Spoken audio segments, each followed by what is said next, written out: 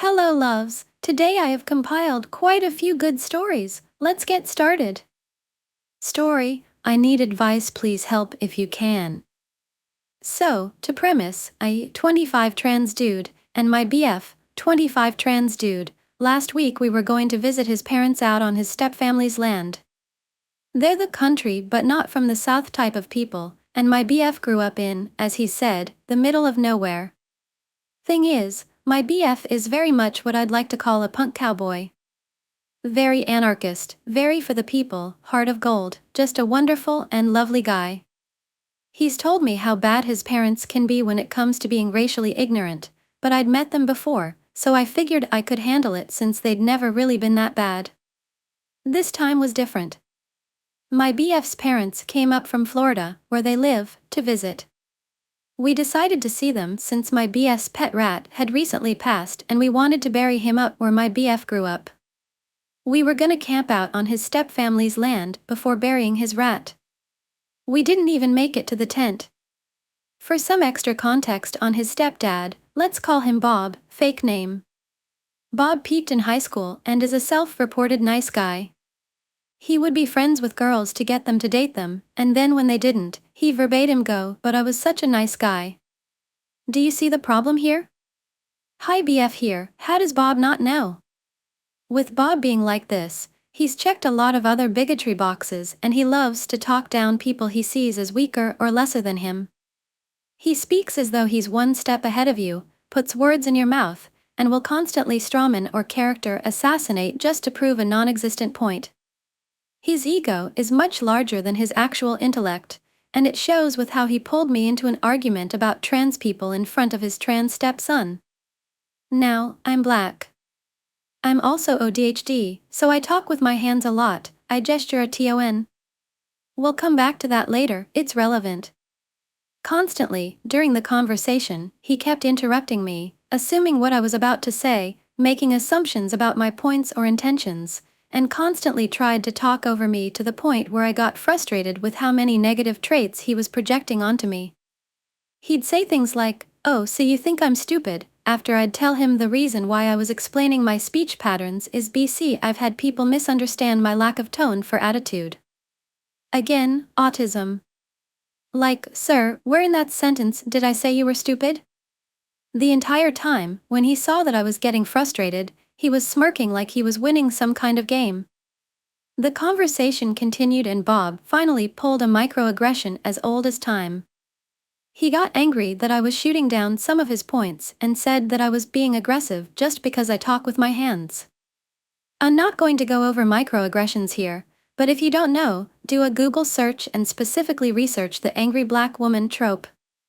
I clocked that and just said, without a beat, "That's racist," and boy howdy did they, stepdad and mom, clutch their pearls. They immediately denied it, even though they've been racist before, not in front of my face, have asked me weirdly personal questions, and after this current incident, managed to say even more racist BF here again. At one point my mom literally asked what is his ancestry. They truly have been treating me like 3 on 5 of a person, yet they've never heard of a compromise before. His stepdad told me to get out and I took a walk. I later found out that he was talking to both of us, especially since my BF had agreed with me out loud and had mentioned that he's thought that they've said and done racist things previously. It's been almost a week since then, and we had decided to bury Draco, the rat, near our apartment instead. Since the blow-up, his stepdad blocked my BF, behind his mom's back. She didn't know at first, and when he went to talk to his mom today, his stepdad ignored the fuck out of him. We just continue to laugh about this because he refuses to communicate like an adult. He plays high school girl games because he peaked in high school and has done nothing but abuse the stepchildren he can get away with abusing, and the thing he's done in the past to my BF and his brother always makes me broil with anger. Currently, my BF. He's healing and learning have a bit of self-worth for himself. His parents, especially stepdad, have always been terrible, but he's finally at a place where they hold no power over him anymore and he can set boundaries. I'm proud of him. Story: the 23rd anniversary of my first Karen. I originally posted this 3 years ago, on the 20th anniversary of my first Karen. But now my first Karen is old enough to drink, and I always love sharing this story. I hope you enjoy reading it. Today is the 23rd anniversary of my first encounter with, and victory against, a Karen. Today, July 4th, 2024, marks 248 years of independence for the United States. However, I remember it almost as much as the 23rd anniversary of my first encounter with, and victory against, a Karen in the workplace. Now, because it has been 20 years, some details will be spotty. My memory is quite good, but 2 decades is bound to make certain things fade. Picture it, the movie theater. July 4th, 2001. Only 2 months before the world changed forever. I, 17am at the time of this event, now 40am, have always been a major film buff, so to work in the middle of it was just the best scenario ever. Sure, sweeping popcorn and smuggled Taco Bell wrappers wasn't exactly heaven, but, they wouldn't pay you if it was 100% lollipops and rainbows. It was the busiest day I've had since I started working for the theater. Everything popular was playing. At one point 9 of the 18 auditoriums were completely sold out. I am already well known for my pleasant customer service demeanor, so I am enjoying the cushy assignment of tearing tickets at the podium and directing people to the right screen. Repetitive gig, but it kept me from endless runs up and down stadium stairs all night. Just smile, tear the ticket, and a chipper. This will be the first/second theater to the left. Enjoy the show. One of the duties across all positions in the theater was to be vigilant about keeping kids from getting into R-rated movies. Quite often kids would try to pull one over on us. The most common would be to buy tickets to another movie and then sneaking into the R-rated movie when nobody is looking. Whenever an especially popular R-rated movie was playing, we didn't play around. ID checks at the box office and the podium, along with an usher at the auditorium entrance to make sure the ticket matched the film. July 4th happened to be the opening day of one highly anticipated R-rated movie. It was a sequel to a comedy with a reputation of being quite risque throughout. Let's call it Terrifying Film Part 2. We had been pretty secure against young uns sneak attacks before, but today we had to be Fort Knox. Enter 2 boys, no older than 12. I almost wanted to confiscate the sodas to keep from stunting their growth. Both hand me tickets to, wait for it, Terrifying Film Part 2. Quite bold. I admire this approach. I ask the kids for ID.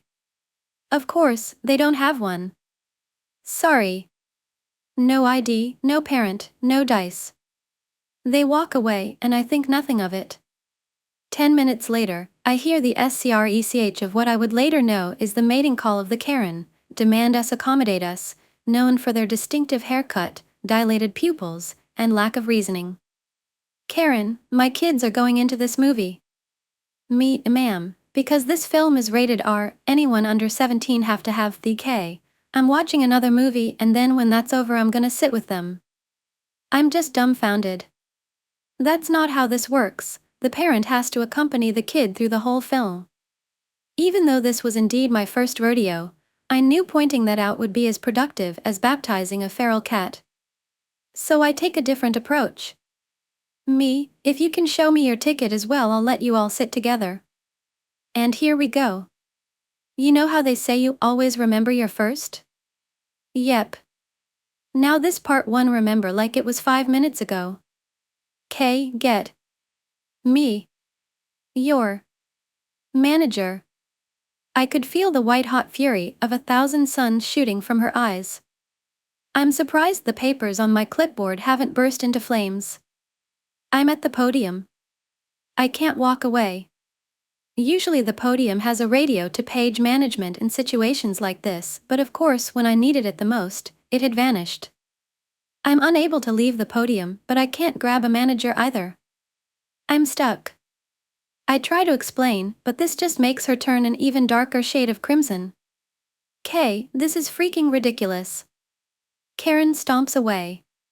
Well, as much as one can stomp in sandals. Quick breath of relief, apologies to a couple of lovely elderly ladies for having to witness that outburst, and then, Karen returns with manager. Manager tells me to let the kids through. Did Karen magically produce another ticket for terrifying film part due to corroborate her story? Did he ask for my side of the story? Did he remember policy? Take a wild hypothesis. Hell no. That was the day I learned surgical spine removal is a prerequisite for customer service management. Karen gives me that I got my way, you little peon look. Now, I don't like being overridden on policy. I hate when management knowingly bends the rules and making me look like an idiot in the process. But of course I don't necessarily want to shout WTF to my manager at the same time. After all, he holds my newfound employment in his hands. This is where I know I was in the wrong. I knew it when I did it. I knew two wrongs don't make a right, but gosh darn it, I was not going to let her win. I lied. I tell the manager that she called me a king idiot. Hey, it sounded close enough to her freaking ridiculous remark that if there were still any witnesses nearby, it can seem like that is indeed what she said. Manager's eyes light up. Maybe they accidentally left a piece of spine during that surgery. Manager pulls Karen and the kids back. Asks Karen if she cussed at me.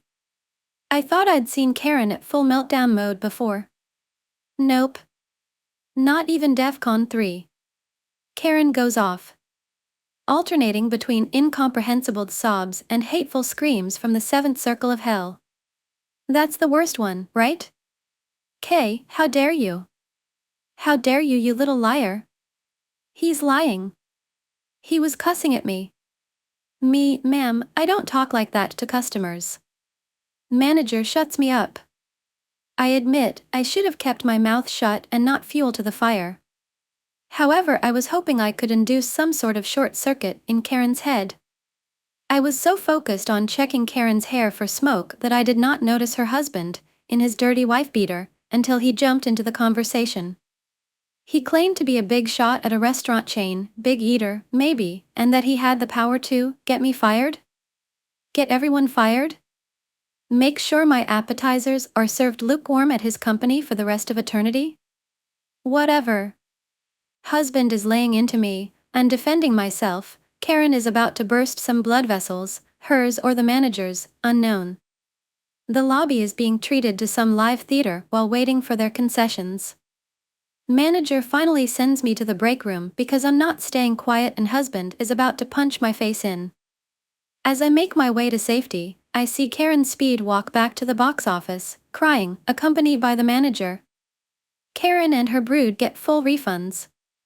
I did get reprimanded for talking back to the customers, but I still declare my first encounter with a Karen to be a rare victory. Oh, and the kicker?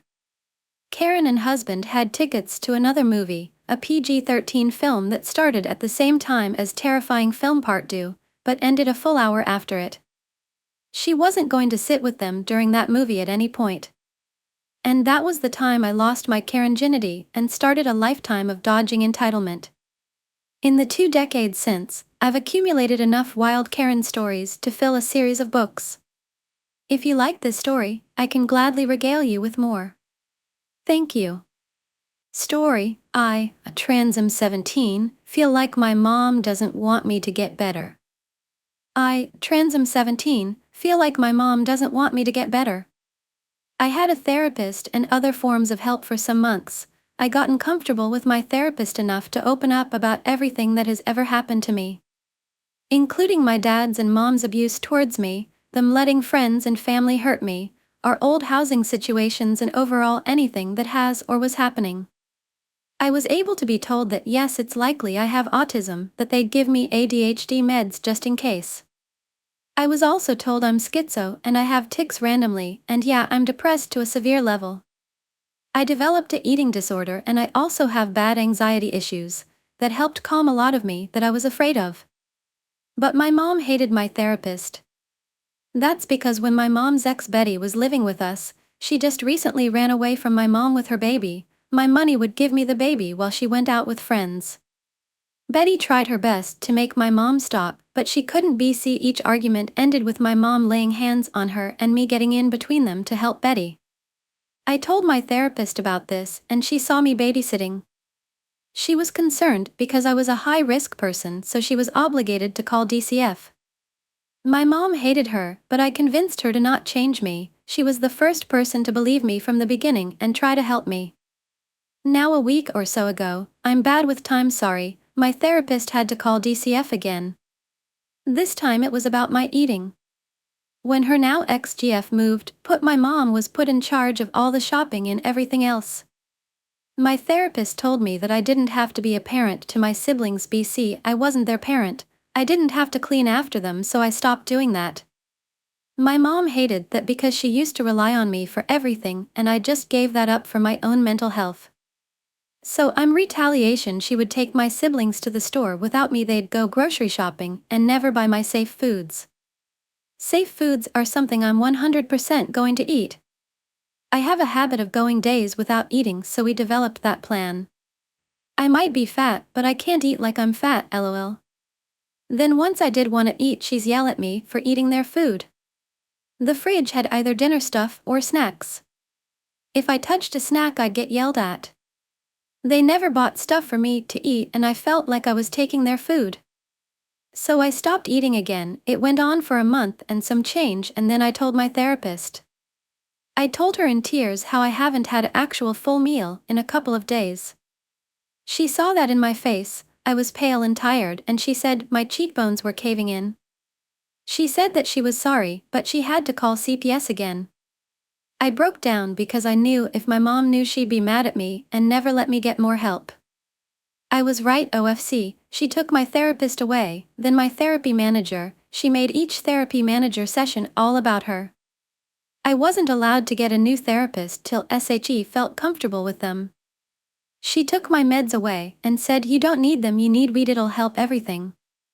I don't understand why my shit always revolves around her. Like, am I crazy, or should my therapist and any other help I get be at my comfort, not hers? Why is it when I'm getting better and able to function normally she fucks it up? Like she's acting as if I am selfish for wanting a therapist who actively helped me, who sat there and calmed me down and made plans with me. She hasn't even attended family therapy BC, she's busy. Am I wrong for thinking she doesn't want me better or something? Story, entitled Grandma Hits Me with a Baby Stroller During a Graduation Ceremony. Once upon a time, I was a 20-year-old autistic person. I'm quite sensitive to loud sounds and crowds, which is exactly what a graduation ceremony is like. However, I was there for my sister, and I don't hold a grudge. Still, I wish I had brought headphones or something. Guests at the ceremony were seated on plastic bleachers in a large gymnasium with little legroom or space to move around, especially when the benches were tight. I'm also very, very picky about personal space, possibly because of the aforementioned autism. Before Ella sat down next to me, I started having difficulty with my surroundings, so I kept quiet and tried to concentrate on playing games on my phone. I was there with my parents and grandmother, and I sat with an empty chair next to me. Ella walked past some seats to the seat next to me and called her family to tell them where she was. I was worried that more people would come, but I didn't get any extreme feelings from her. Her family showed up 5 to 10 minutes later, a group of about 6 people, including a really upset newborn. Personally, I don't like children in general, but screaming children increase my anxiety and overstimulation to a whole new level. Fortunately for me and everyone around me, the baby quieted down pretty quickly and didn't cry for the rest of the ceremony. Really a polite kid. When she appeared, Ella had opened up an entire baby stroller and rolled it right next to her in the floor area of the bleachers. The handle of the stroller came a few inches from my face, and it was clear that I noticed it, but I didn't confront her about it. I don't like making a scene, even if the outcome might be positive. She put her baby in the stroller and started rolling it back and forth in the space between her and me. That means the stroller's handle was literally inches from my face every few seconds. I still said nothing and just focused on my phone. It went on like this for a while as I tried to block it out. I texted my friends to complain and sent selfies of myself with the stroller handle right in front of my face. I started to calm down as she passed the baby to other family members, but when the baby came back to her, she missed putting the baby in the stroller and it rolled out and hit my whole body and face. Ella apologized, but I quietly moved the stroller as far away as possible towards her and did the "it's okay" hand gesture, trying not to leave the whole ceremony in general. Even so, she continued to rock the baby in the stroller and it even came closer to me. She put the stroller in my face, and I moved the stroller further away when the baby was elsewhere and she was distracted. As soon as the ceremony ended, my grandmother on the other side noticed I was going quiet and basically trying to get myself as far away from the stroller as possible.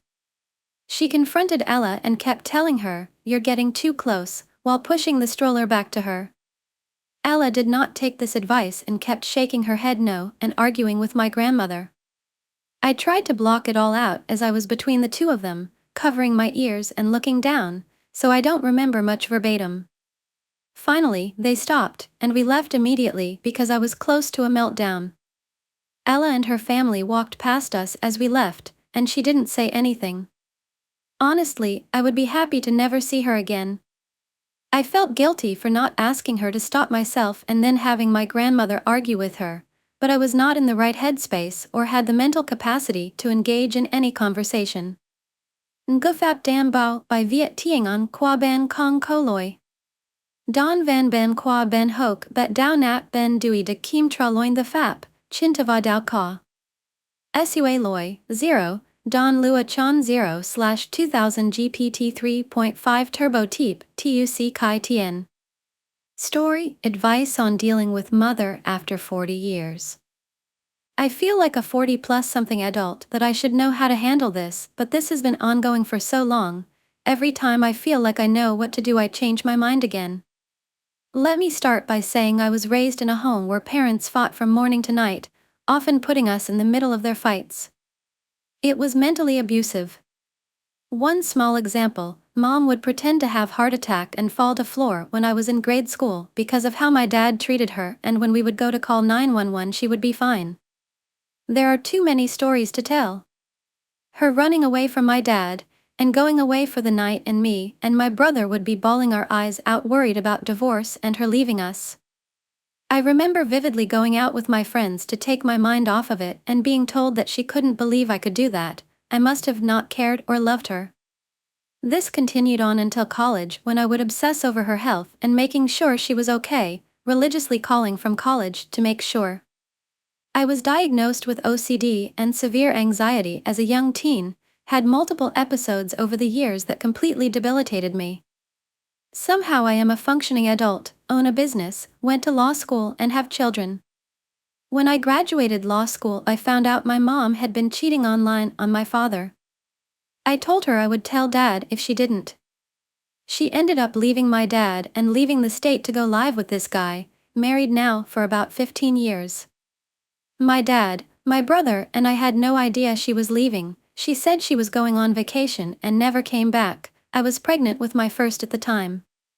I had kids at a young age because she was older and I wanted her to be around for them. I was left to clean out the house they owned, my child at home for my dad to sell, and pretty much get my dad through this, and my brother, who was 22 at the time and living at home. Wait, we are just getting started. At 34, I found out that my mother was not my biological mother and that I was carried by a surrogate. Ends up she couldn't have any more children, and my dad and her really wanted children. That's fine, but I did not know this until 6 years ago. I forgave again. When she was younger and around, back and forth to different states, she would play a role in mine and her grandkids' lives. She helped me through so many depressive episodes with round-the-clock care. She loved me, I know this, and we had an amazing relationship where we would talk daily for 15+ years, despite all the trauma. But now it's almost like all she cares about is herself. She will not come to see me or kids, 45 minutes away, demands we see her if we want to see her. Let's not forget I have 4 kids, all very busy. She is constantly making up stories, saying she's sick when we have plans that don't involve her house. Every time we talk or kids talk on phone she says, "When you visiting, I want to see the kids." I know she cares, I'm just so angry and hurt. I get it, she's old, over 80, and her memory is going. I'm trying to be mindful of this, and I feel horrible when I get angry, but I think it's just accumulating of tons of trauma and anger. So, ends to say, I'm hurt, I'm frustrated, and don't know how to handle her moving forward. I want to be a different type of parent and I'm just fed up. Oh, and my dad, he's amazing. I thought he was the problem my whole childhood. I'm sure he played a part, but now I know the real problem. Ngufap Dam Bao by Viet Tieng An Qua Ban Kong Koloi. Don Van Ben Qua Ben Hoke But Dao Nat Ben Dui De Kim Tra Loing the Fap, Chin Tava Dao Ka. Sua Loi, 0, Don Lua Chan 0/2000 GPT 3.5 Turbo Teep, TUC Kai Tien. Story, Scared for My Future. Hi everyone, I have a beautiful loving boyfriend that I have known for 2 years and have been dating for 1 year now, and we've been through many things together thick and thin. My parents do not know about him, but they've met at my graduation once. Ever since they have been quite suspicious of him. My parents will not accept him for several reasons. 1, because he is a different religion, and 2, because they are simply just racist. My boyfriend is a black man while I am a brown girl. My boyfriend had expressed to me that he is seriously considering converting at a certain point once he is acquainted with my religion so that I do not lose my family. His family is also from a different religion. I could feel my heart hurt when he said that he was considering this, because as much as I was grateful for how much he cared, I felt selfish. Even if he changes his religion, he can't change his skin color. I am sure I will have to pick a side, and if a man changes his religion for my family and he still isn't accepted BC of his skin color, I cannot consider my family no longer. I have just graduated from undergrad and am already committed to do my master's at the same school. My boyfriend lives near there, he has his own place and a full-time job and has always been open to me moving in with him. Unfortunately, I need my dad's help with costs if I wanted to pursue my master's. I have gotten hired for a part-time job and have gotten graduate assistantship interviews in the coming week. I can only support myself if these assistantships were to come through, otherwise even with my job I would need a lot of help from my dad. If I did not pursue my master's, I could either stay home and hate every second of it or move in with my boyfriend and save up on a lot of money and continue my master's at a later time and support myself all on my own merit. I will surely be cut off from my family if I choose this route. I love my boyfriend to pieces. I have never thought I could be treated with so much respect and kindness before. I never thought I could be so beautiful in someone's eyes like that. My parents have always made me feel ugly inside and out. They've pushed me to have an eating disorder and well as body dysmorphia. They've constantly made me feel unsuccessful and have said that I would never be successful or happy. After meeting my BF and getting into therapy, I have stopped self-harming. I love him, I love everything about him. He and I lost a baby together. I would have completely lost myself if I didn't have him. I feel like I would die of heartbreak if I had to choose my family over him. He accepts every part of me. He accepts my entire soul and being.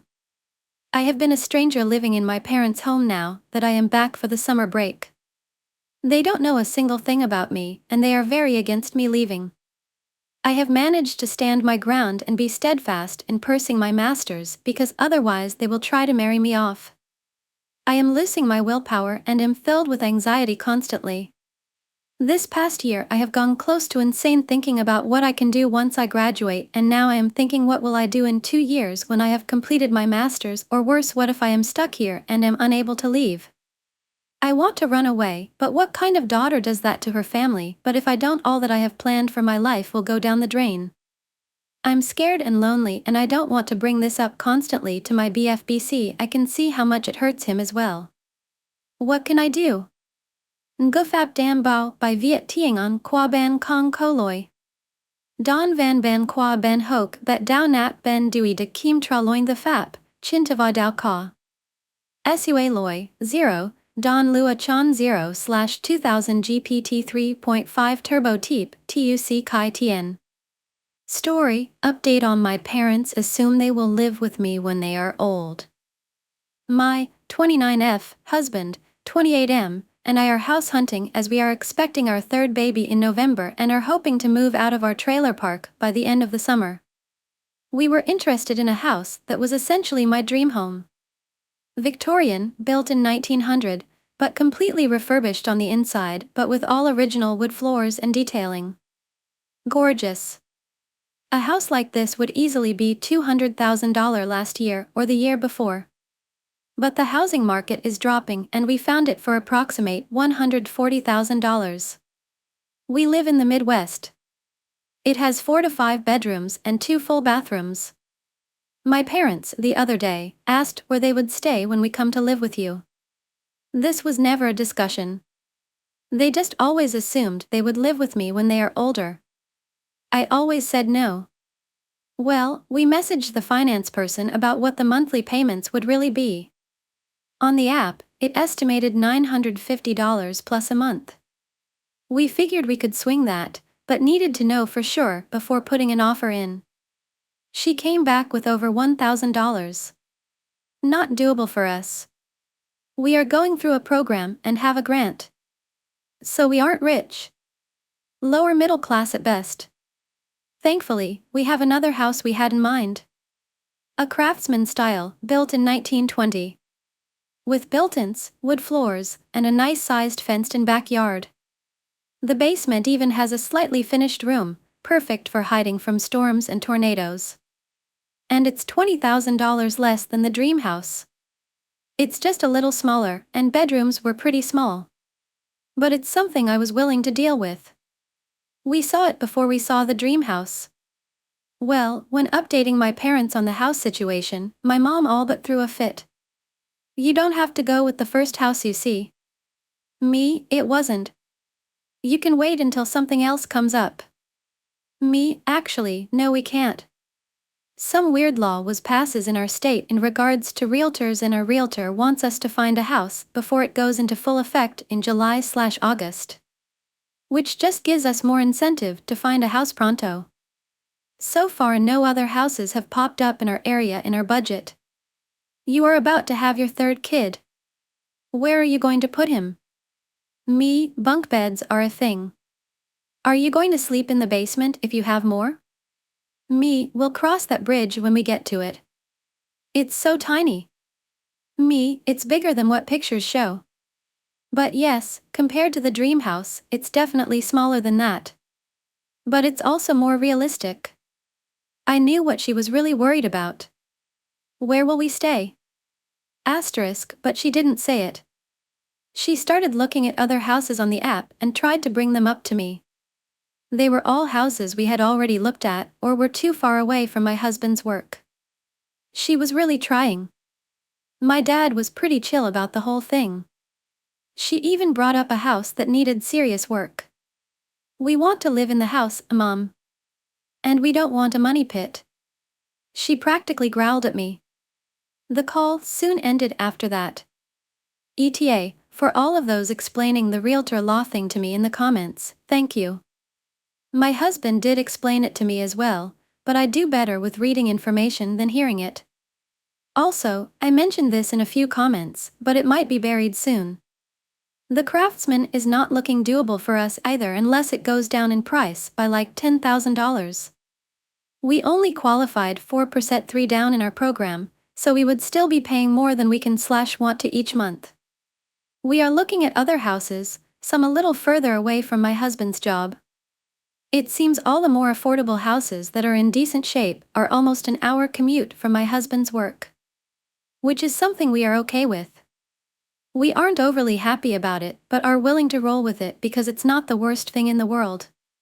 Story: my mother used a private conversation as ammunition to ridicule me, then blamed everyone else for it when she got called out for starting the gossip.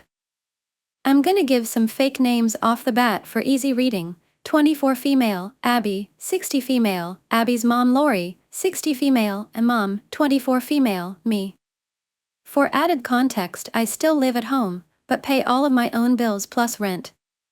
My parents strongly encouraged me to stay home and not waste money on higher rent until I bank more money. Rent is crazy in my area, which I agreed to. Abby moved out of Lori's house a couple months ago. Both of us, Abby and I, also have ADHD to some degree that went undiagnosed into our 20s. We have the situation where Mom and Lori are best friends, and when Abby and I met as little kids, we were instantly best friends too. For the most part, it's fine, but we definitely use our own friendships to vent about our mom's daughters, as one might expect. However, those talks usually do not leave our own conversations and get spread around. That was until recently. One day while I was packing a bag to stay over Abby's place, my mom walked straight into my bedroom without knocking or a hello and said the following: "Gosh, your room is a total pigsty all the time. I frankly don't know how you live like this." Lori says that Abby used to be a mess too, but cleaned up once she moved out. Lori said it was strange, but I think it makes total sense. You two just have no respect for your mothers and their homes. This obviously started an argument where I explained that Abby and I always struggled with organization but have worked really hard to do better, and accusing us of doing it out of spite is uncalled for. Plus, renting my bedroom means it's my bedroom. I also pointed out I was actively packing to go see Abby, so the timing for a fight was awful, and then my mom said, "Oh well, if you had told me that I wouldn't be chatting," and then walked away quickly. I vented to Abby about it when I arrived, and warned her that my mom is twisting Lori's words about Abby to victimize herself and berate me. Abby told Lori, and Lori decided to confront Mom on how she handled that information and used it on me. So now, my mom randomly pulled me aside and this is what she said: "Hey, so just in theory, if I maybe slip up sometimes and might tell you something I spoke with Lori about, you really should keep that to yourself. You know Abby is a gossip and going to ruin our dynamic with the drama." My jaw was on the floor. My response was, "That's what you got out of that situation. If you hadn't used Lori to spin your own narrative against me, I never would have had a reason to say anything. You started this, and Lori was clearly confronting you on it." She was then silent and quickly changed the subject. Christ. Story: sleepover party that felt like it would never end. This time this isn't the same family from the pool party story. This is a completely different family. Also apologize for probably another long post. So this was back in 2018. I was in the 5th grade and got invited to my best friend's birthday party. We will call her Vicky.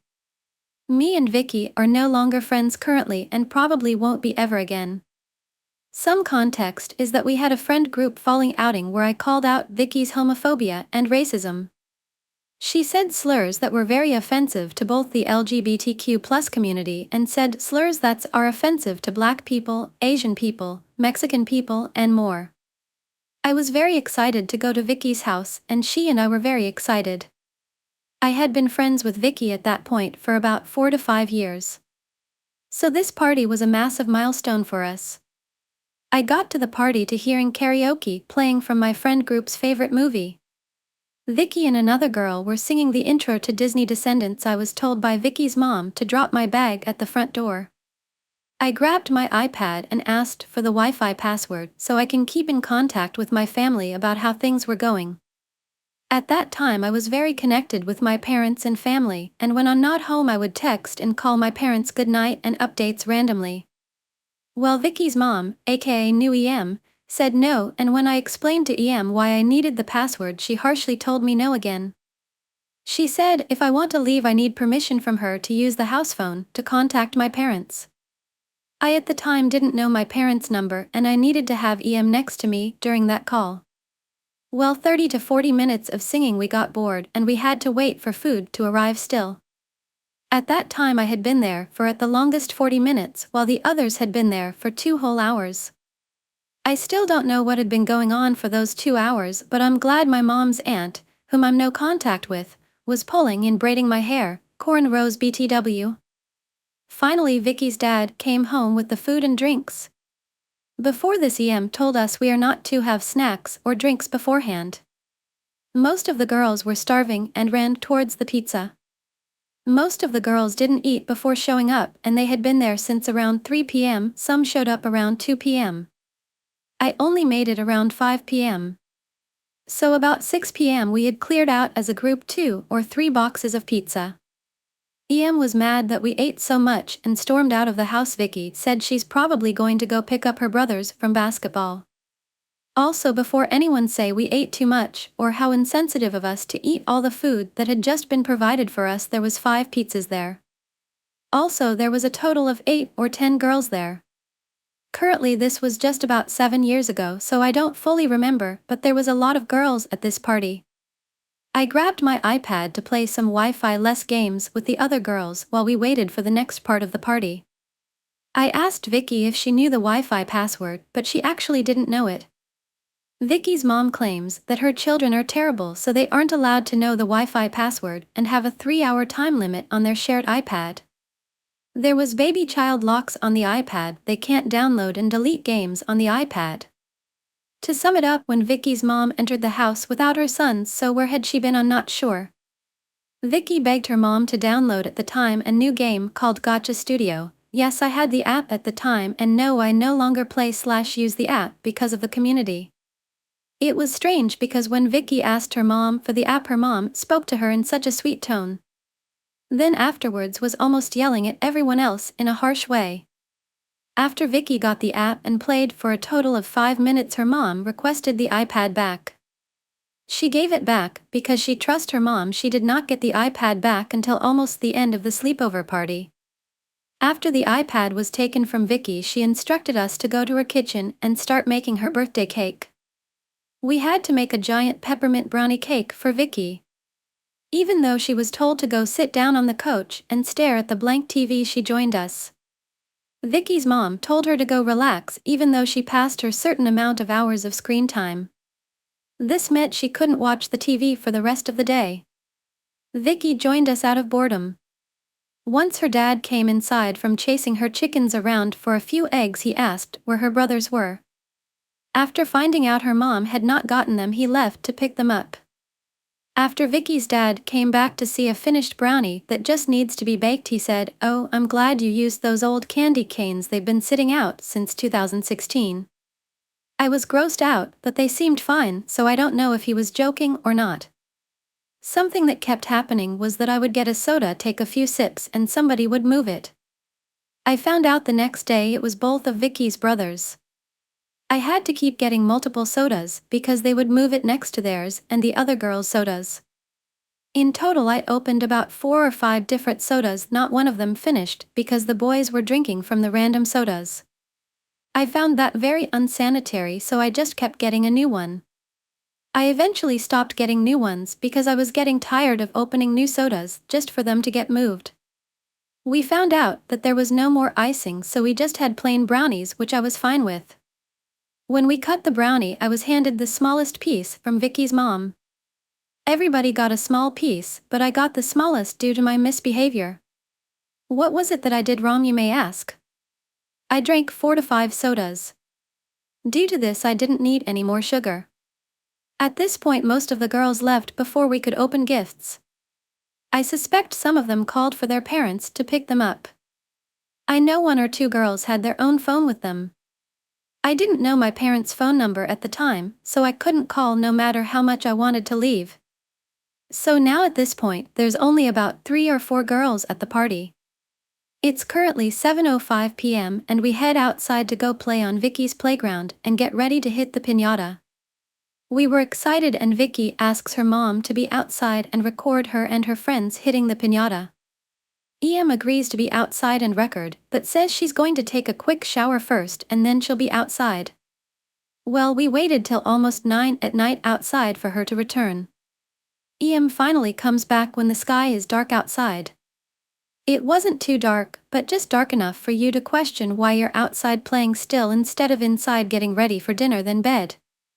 We hit the piñata and grab candy. Well, Em didn't like that we all got huge bagfuls and her son's bags aren't as big. Em's sons had big bags full of candy, just not as much as some of us had. So Em made us give 2 big handfuls of our candies to her boys. The boys were both in 3rd grade and 2nd grade. They both were happy with what they got and didn't care if they got more or not. We were unhappy but gave them our candies. We went inside to open presents, but Em insisted we open only 3 presents, then we go see what her grandparents got her. Vicky opened the presents of the remaining girls' items. Then the two girls left because their parents came to pick them up. That left me and Andrea. She's not too important to the story, but it would be nice to give her a name. So now was the time for the final gift for the night. Vicky, Andrea and Vicky's dad and brother got into the van with me and we drove 15 to 20 minutes out of town. I asked before leaving if they could call my parents and tell them where I'm going, but I was told no. Nobody in the car other than Vicky's dad knew where we were going. Something that happened that made me super uncomfortable was that in the car I was given a flashlight because it would be dark by the time we got where we're going.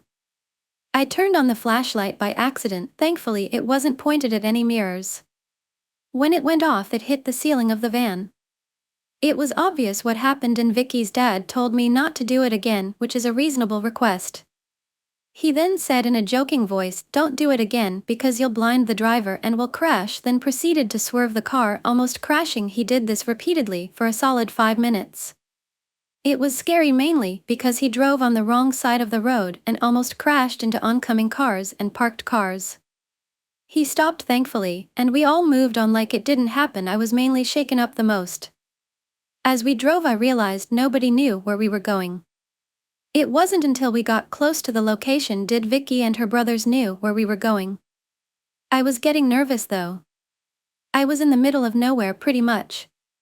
We were outside some fruit farm, which I won't name which fruit because it'll give away too much information.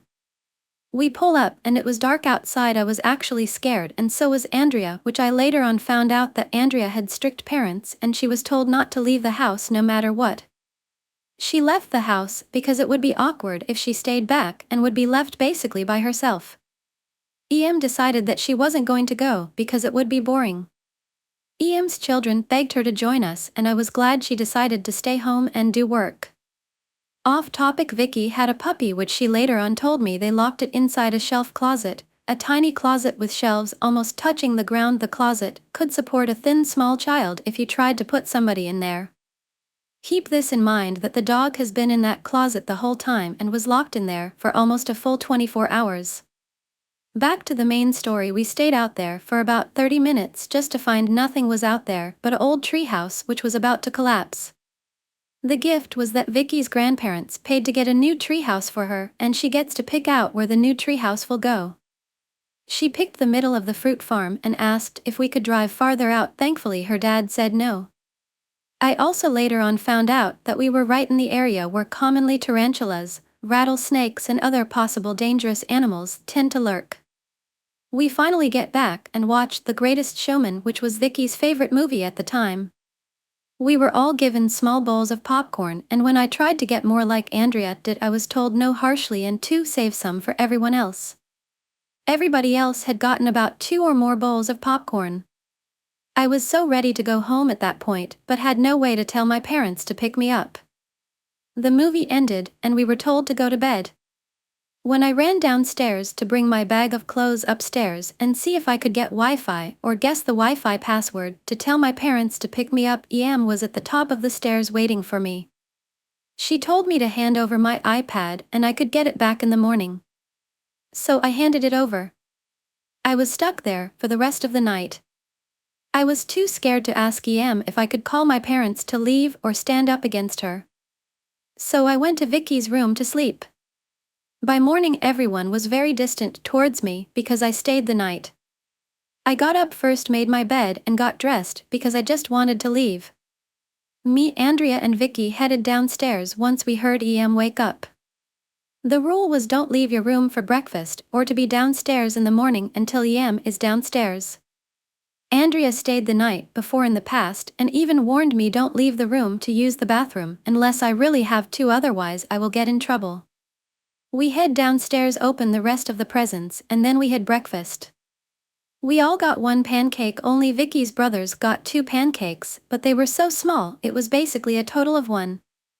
At this point it was almost 12, so I thought it would be fine to have a soda because it was close to the afternoon. When Andrea saw that I got a soda she also got one. Once we opened the soda Em started yelling at us. She wasn't in the same room, but her yell was the kind that parents do when you break a window. She yelled, "Who the hell opened a soda?" She stomped in and snatched our sodas.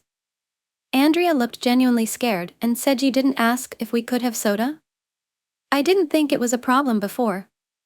We got scolded by EM and she told us both we can have water and milk, we need permission for soda and juice. I can understand soda needs a request, but apple juice and orange juice needs permission? I thought it was ridiculous, but I didn't argue because I was terrified. We got yelled at and she left to sit in the dining room.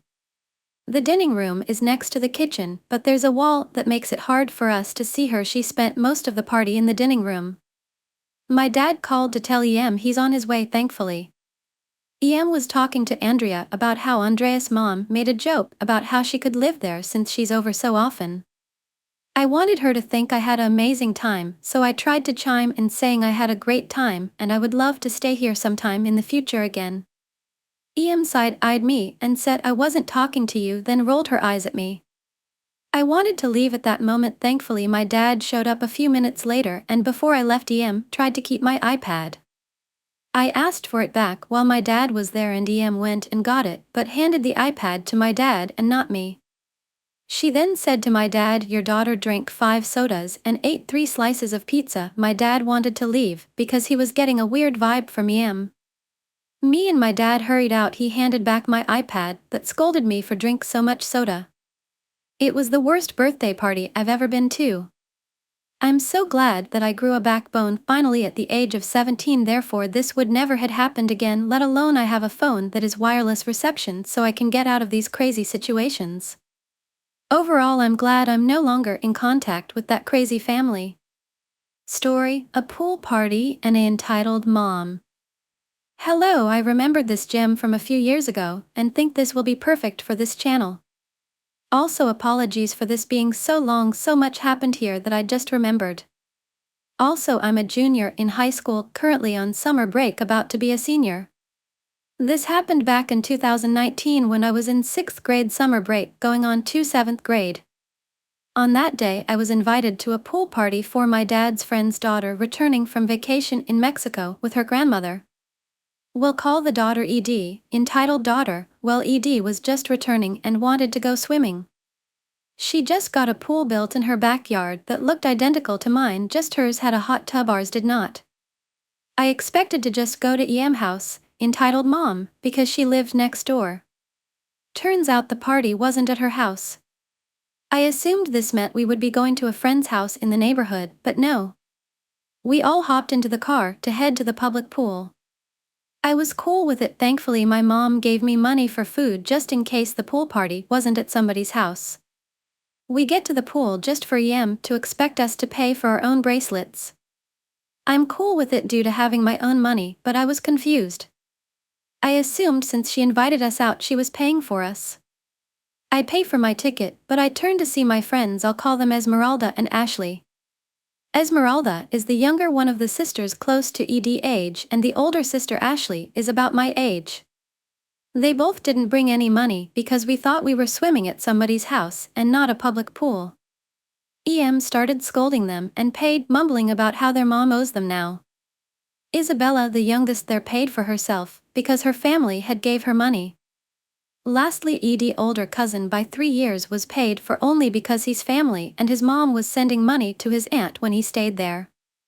So we finally get in and I'm really hungry and decided I'm going to eat first because I skipped breakfast, I think. I got a lot of food due to my mom giving me $20. From what I remember, I got a hot dog, some chips, ice cream, and slushie. I understand how crazy it was that I ate that, but I had some issues at the time at home. To sum it, because I don't feel like getting too into it, basically to sum it up, I ate whatever I wanted when I wasn't home because my family was controlling over food. I also had health issues that made me eat more plus medication. Anyways, EM looked at me in disgust and said, "You shouldn't eat all that," because she wandered off. I knew what she was trying to say, but she remembered that my dad is friends with her fiancé, and if she said what she was planning to say it can cause issues. So she remembered something that she thought would work. She said, "Your mom wouldn't be okay with you eating all that." I responded, but I don't recall what it was that I told her. I got into the pool after eating and played in the water for a bit. Every time I lightly splashed, my friend Ashley, or EDM, would get mad and yell at me and Ashley because we were the oldest and should act our age. We were also then expected to watch the little kids and follow them around. Me and Ashley didn't want to, but did so because it got embarrassing being stared at by everyone when EM would yell at us.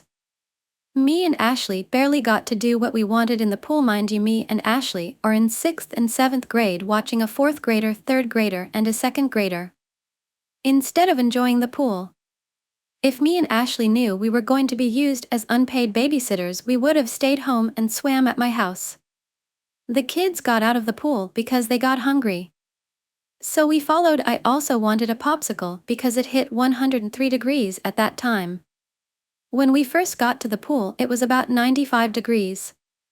EM side-eyed me and said, "You don't need any more food because I ate 4 hours ago." We were at this pool for about 9 hours in total. I said, "I know, but I just want a popsicle." So she allowed me to take my coin purse back and buy one.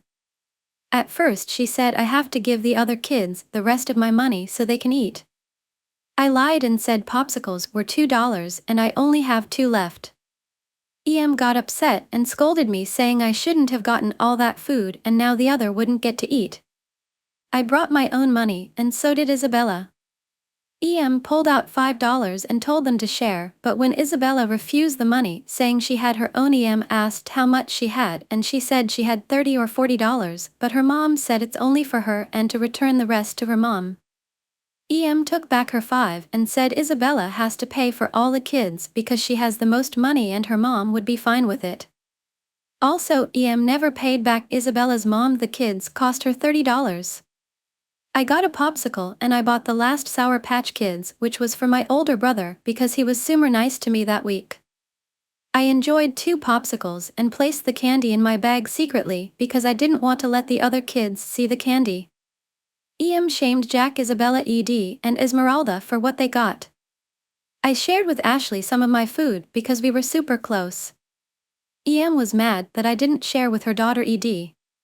We went swimming again afterwards and came back a few hours later to EM complaining about random stuff then wanting to leave. So we packed up our stuff and Ashley was complaining about hunger to me quietly to not be scolded by EM for not making Isabella pay for her meal. So I gave her a few Sour Patch Kids because I accidentally opened the box when I grabbed my clothes. I put the box back quietly and then I turned to EM, who was shaming me for buying candy and not sharing with the other kids. She then says, "OP, you need to share with the other kids because you ate enough for today." When the other kids heard I had candy, they all ran up begging for candy. When I tried to explain to EM the candy is mainly for my brother, she accused me of lying and said I had to share. The kids ran to my bag and excited for candy and EM took the candy from my bag and shared it between all the kids. After give the kids handfuls of candy, she gave me and Ashley 3 pieces each for being greedy.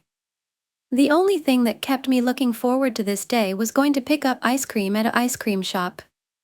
As soon as we got close though, EM said we don't deserve ice cream and said we will get some at her house. As soon as we get there, we got mini otter pops. Ashley declined because she wanted ice cream and went home to get some from her house. Everyone else, shockingly enough, including me, got an otter pop. Only half though, because we didn't deserve a full otter pop. It was also the mini otter pops. I went home disappointed but didn't tell my parents for fear of getting in trouble for the food I ate. Story: I discovered a family secret which allowed me to escape my entitled mom and stepdad's abuse. Hey, so first thing first. My GF recommended that I share this story because this is something that everyone might enjoy. So, I decided that I would post it here, under a throwaway. Mostly because my previous posts on my main would all but make my IRL ID apparent, and because I do not want the artificial boost to my karma. Growing up, I had thought that I had good relationship with my parents, mom and dad/stepdad, and my 3 younger siblings, YB1, YS, and YB2. However, around 5th grade my relationship had begun to change. I had always exceeded at school, so my parents sent me to a private school that had really good test scores and students had good placements in colleges later on. However, My last year I was really excited to go on to a private middle school that all of my friends and I had gotten accepted into. Unfortunately, at that time my parents sat me down and explained to me that they did not have the money to pay for my tuition and had to withdraw YB1 and YS's applications to the elementary school that I had gone to for the same reason. So, I would be enrolled in the local public middle school the following year. Towards the end of 5th grade, we were doing science class, and my teacher started our Intro to Genetics unit. That lesson has stayed with me since, because my appearance is so different compared to my parents. As of now I'm in my 20s and I share literally no features with my mom. So, I started to begin asking my teacher some very difficult questions about genetics in class, and after answering which traits tend to be dominant, she realized where I was going and immediately shut me down. Over that summer I read pretty much every book I could on the subject before I did something dumb. I went to my dad and asked him if I was adopted. This conversation didn't end well. I don't remember everything that was said, but it escalated very quickly and ended with him hitting me. My dad hit me so hard that he actually broke my right cheekbone. My mom rushed me to the hospital, and I was coached saying that I was accidentally hit by a doorknob, which I eventually had to repeat the same thing to CPS. After a week back from the hospital, my mom and dad revealed to me that he was actually my stepdad. When they were in college, my mom was dating a guy who she said was a real asshole. When they found out that she was pregnant, he left her, but my stepdad stepped up and did everything that he could, and they put his name on my birth certificate. My mom then explained that when I confronted my stepdad that it really hurt him and lashed out in anger. It was wrong and they both asked for forgiveness. I unfortunately agreed. We seemed to go back to being a somewhat normal family again, but I began to notice things that I didn't before. Whenever my younger siblings needed something, my mom and stepdad would drop everything to help them. Meanwhile, I was told to figure it out myself. For birthdays, I would get next to no attention, usually just a hug from my mom. I didn't even get a cake after I turned 6. Meanwhile, my siblings would get a party and the works pulled out for them. My stepdad would come back from work and wanted nothing to do with me. Even as a little kid, I was a massive nerd who wanted to go to museums and all those nerdy kid things and had zero interest in sports.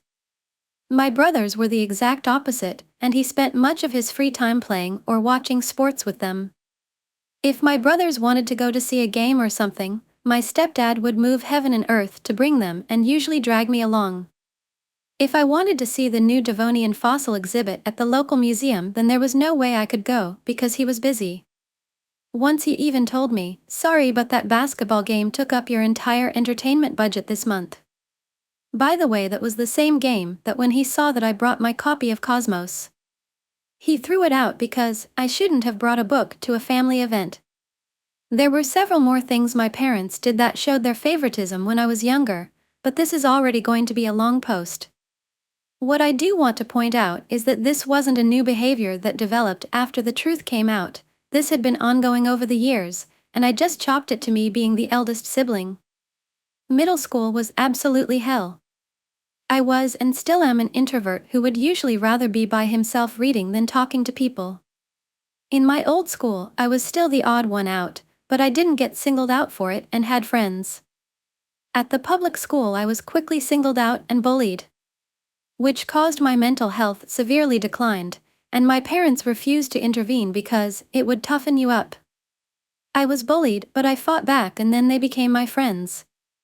That's just how guys become friends. Of course, I am sure anyone here can assume correctly that the facility was about as helpful. I did try to fight back once and all it did was got 3 different kids to gang up on me and suspended for 3 days. The only friend that I was able to make was an older kid called Devin. Devin was 3 years older than me, but he actually took sympathy on me and decided to protect me from my bullies. Over the next 3 years, my situation at home quickly began to decline. My younger siblings had picked up on my parents' apathy and my decreased confidence and began to harass me. If they wanted something I had, they took it. They would call me names and would play pranks on me, which when I told my parents told me I needed to lighten up. Needless to say, this did not help my situation. My parents also became extremely harsh on me, and I did get beaten from time to time. Towards the end of my first year of middle school, I came home from the library, and I saw a letter from the middle school that I wanted to go to. I immediately opened. It was a letter declining the application for YB1 and YS. I did not see anything for me, so I went to my parents. They punished me for opening their mail, but when I pushed it, they told me that YB1 and YS did more to deserve going to that middle school. Mind you, at this time, and before I had near perfect grades. When I argued that if they could afford to send YB1 and YS, then I should be able to go. I was beaten for talking back and opening my parents' mail. I will be honest, during this time I did try self-harm. Whenever I did, my situation would briefly improve. I became the center of my parents' world, teachers would intervene to stop the bullying, and even some of the kids at school would begin to be friendly to me. But after a week, things would quickly slide back. The only person who was actually they for me in my life was Devin. One day, during the early part of 8th grade, I broke down and told Devin about my biological father. I had been having thoughts about why he abandoned me when he found out. How it was partially his fault that my life was the way it was. There was a lot else I said, but that was the key part. During my venting session, I revealed that my mom had let my dad's first and last name slip recently, and I knew his name. So, Devin offered help me research my dad. That day Devin and I went to his house and began to essentially cyberstalk him. My bio dad was, still is, a college professor at a research university about 200-ish miles from where we lived. We also found that he was married, and I learned I had another younger sister, and my stepmom was pregnant. That night Devin and I hatched a plan, which we would carry out the following day. I came to school, and as soon as I stepped off the bus, I went the high school student parking lot and got into Devin's car, and we left. We arrived at the university around noon. After parking, Devin immediately went to the student center and asked which office my dad worked at and got directions. We went there and he was gone on lunch. But when he came back about an hour later, he saw us sitting outside his office and asked who we were. I remember asking for his name, and then asking if he knew my mom. When he confirmed both, I told him who I was and that I believed I was his son. I just wanted to say, as chessy as it sounds to me looking back, it is Devin who coached me on that. Bastard probably just watched a bad Hallmark drama or something. I remember that he immediately hugged me warmly and started saying, "Oh my God," over and over. He immediately brought us in his office to talk and cancelled his classes for the day. After that Devin left, and my dad took me home and introduced me to his family. My stepmom was surprised.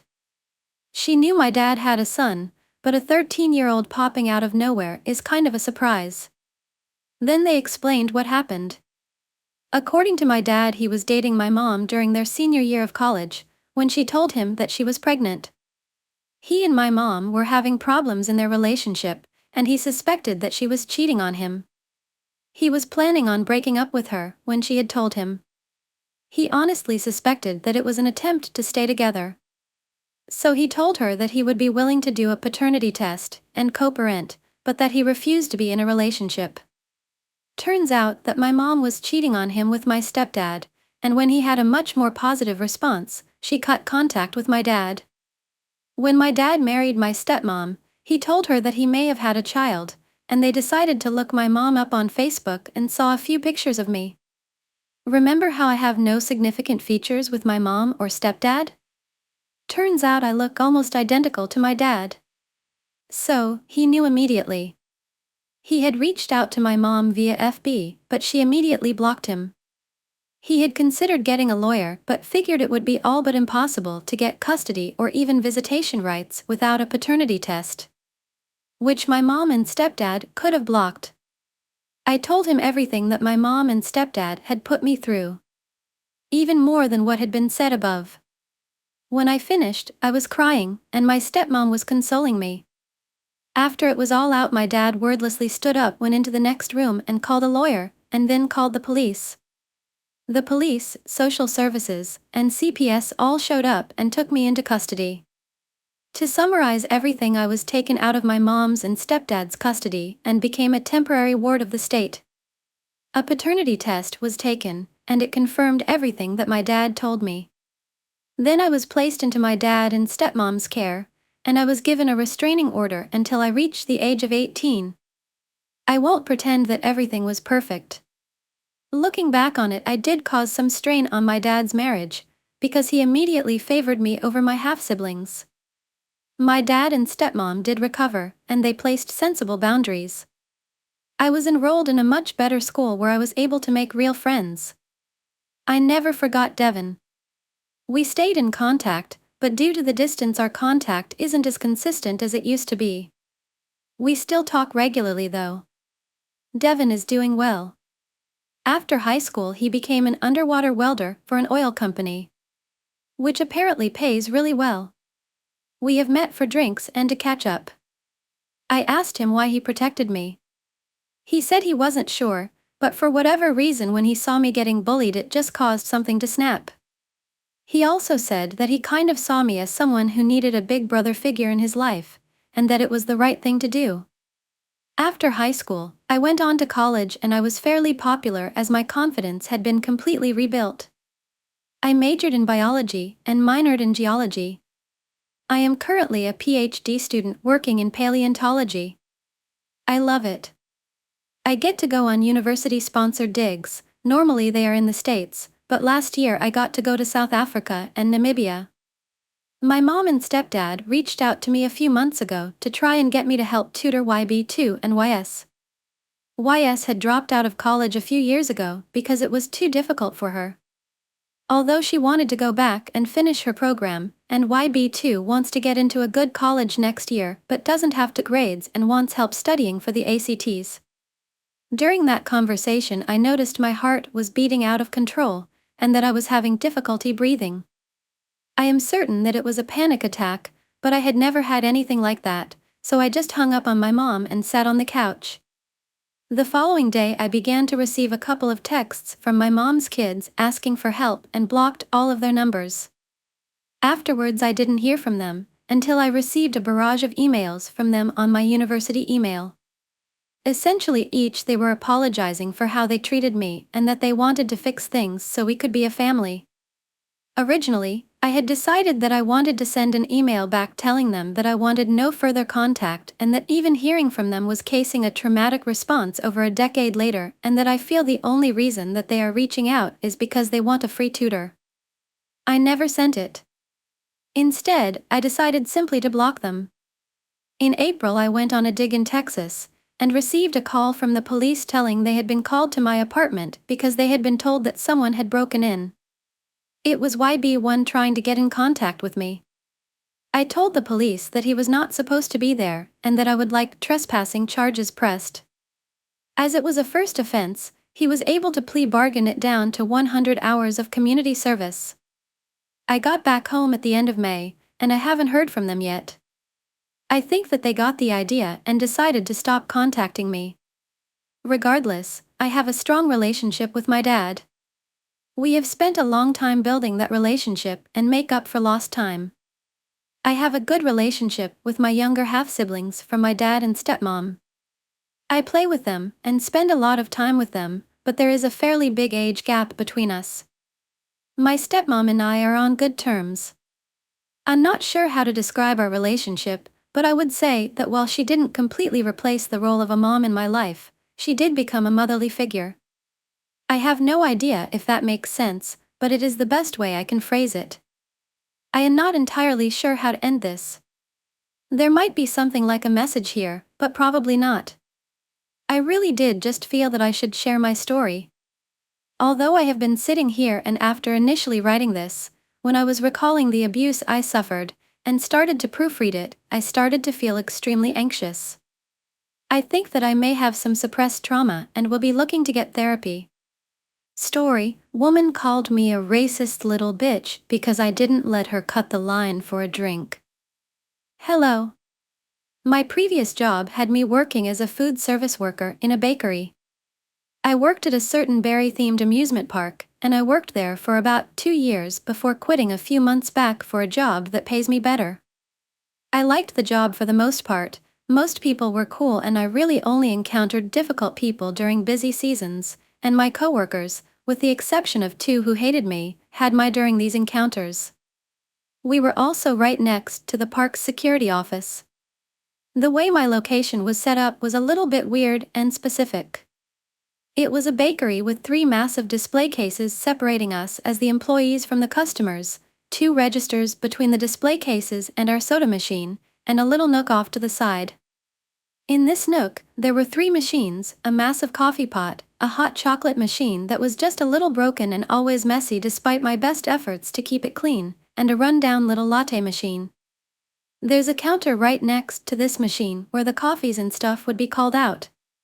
There was also 2 registers set up outside at this time because it was busy season and this was the most efficient way for us as employees to serve customers. There was almost always 1 or 2 people on the register outside, and this time it was my team lead, basically a mini manager, who really liked me because I trained him. This happened on my last day there.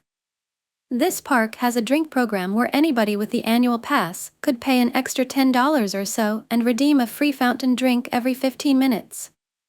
People who weren't pass holders also could get the drink program by buying a souvenir bottle for like $30 that they could use throughout the day and reactivate if they came on a different day. A lot of people with this drink program tended to feel like they didn't need to wait in lines for their drink redemption, and it was common for them to walk up to the other side of the counter and ask for their refill, and usually, they were annoyed but never malicious when I or one of my coworkers told them that they unfortunately had to wait in line for drinks, as many people in line were also just getting drinks. Not this lady though, oh no. This lady was out for blood, and she must have sensed that I was in a good mood. It was the last hour and a half of my final shift.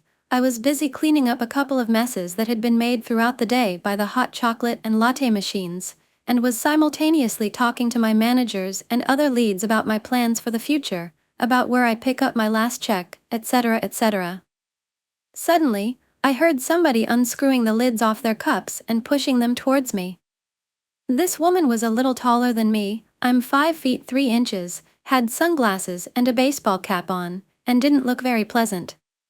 You develop a 6th sense for difficult people when working for theme parks, you see. She had 2 souvenir bottles on the counter and was holding them out to me. I smiled at her and told her, "Oh, I'm sorry, you actually have to wait in line to get refills. I know it's inconvenient, but it's park policy." She scoffed at me and said, "I'm just getting drinks," and I reiterated that she still had to wait in line, adding that even though the line was really long right now, there were other people in it who were also just getting drinks. So she disappears and I assume that she'd gone to wait in the, admittedly pretty long, line. In that time I finished cleaning the machines and returned to helping customers in line with my other coworkers. About 5 minutes pass and this lady comes storming back in, cutting the line again and walking up to the register. She pointed at me and said, "You." It's important to note here that I am mixed race, but look white and am usually perceived as white because TBH, I didn't go outside much at this time and have only recently started getting my darker color back. This woman was black, and most of my coworkers are POC. I'm also autistic with low support needs. I'm just a little awkward and anxious, fidgety, and have trouble making eye contact despite my best efforts, so I'm sure that had something to do with why this lady locked onto me and not my other neurotypical coworkers. She kept yelling at me, saying, "You're a racist little bitch, aren't you? You lied to me because I'm black. I wasted all that time in line and your manager told me that you lied to me. You did this because I'm black, didn't you?" I, as any reasonable person would be, was startled. I had been trained for conflicts like this because I was supposed to be a team lead before management changed, and I was usually the person to deal with customers like her for that exact reason. This was partially why I quit. Regardless, this was my first time being cussed at by a customer in a malicious way. I said, "I'm sorry about that, but I didn't lie to you. I can get you your drinks, though." So, she basically threw her cups at me and said, "I want Coke and Diet Coke." I gave her those, and handed her back the cups one by one, telling her which was which. She promptly scoffed and said, "You didn't put them in the right cups. Are you stupid?" And she pushed the cups back at me. I had enough at that point and asked one of my friends to take over for me as I went to go talk to my lead outside. I went out there and told him about the lady, and he informed me that he did not, in fact, tell her to cut the line.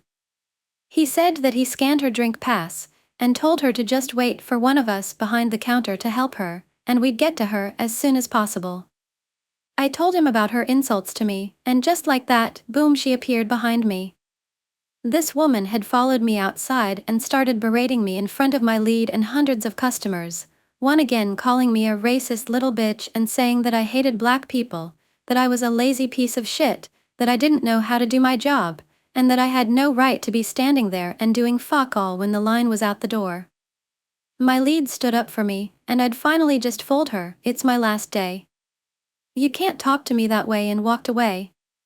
She didn't follow me again, and even though I had kept my cool for the entirety of the interaction, it hit me all at once and I had a small meltdown in the bakery storage room. My coworkers, now friends, were very understanding and let me take my time, and thankfully this woman did not ruin my day. I don't miss that job. Seriously, man, if you're gonna go to a theme park, please be nice to the workers. I can tell you from experience that most parks are single-handedly run by teenagers, and unless it's a big park like the one I currently work at, management is in their early to mid-20s and corporate doesn't care about us. Be nice. Please. Bye and see you again in the next videos and stories.